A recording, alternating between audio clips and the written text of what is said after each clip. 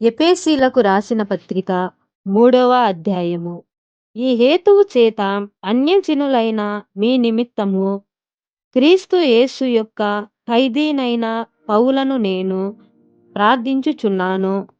మీ కొరకు నాకనుగ్రహింపబడిన దేవుని కృపా విషయమైన ఏర్పాటును గూర్చి మీరు వినియున్నారు.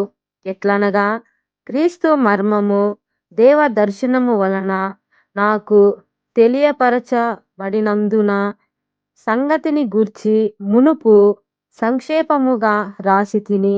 మీరు దానిని చదివిన ఎడల దానిని బట్టి ఆ క్రీస్తు మర్మమును గూర్చి నాకు కలిగిన జ్ఞానమును అనుగ్రహించుకొనగలరు.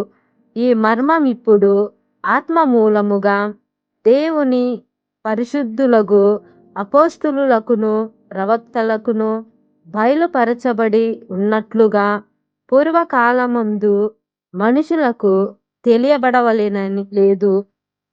ఈ మర్మమేదనగా అన్యజనులు సువార్త వలన క్రీస్తు యేసునందు యూదులతో పాటు సమాన వారసులును, ఒక శరీరమందలి సాటి అవయవములును, వాగ్దానములో పాలివారునై ఉన్నారు అనునదియే.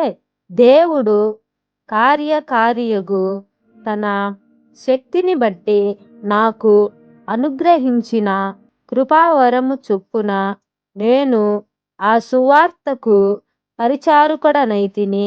దేవుడు మన ప్రభువైన క్రీస్తు యేసునందు చేసిన నిత్య సంకల్పము చొప్పున పరలోకములో ప్రధానులకును అధికారులకును సంఘము ద్వారా తన యొక్క నానా విధమైన జ్ఞానము ఇప్పుడు తెలియబడవలెనని ఉద్దేశించి శోధింప సౌఖ్యము కాని క్రీస్తు ఐశ్వర్యము అన్యజనులలో ప్రకటించుటకును సమస్తమును సృష్టించిన దేవుని యందు పూర్వకాలము నుండి మరుగైయున్న ఆ మర్మమును గూర్చిన ఏర్పాటు ఎట్టిదో అందరికి తేటపరచుటకును పరిశుద్ధుల అందరిలో అత్యల్పుడనైన నాకు ఈ కృప అనుగ్రహించెను.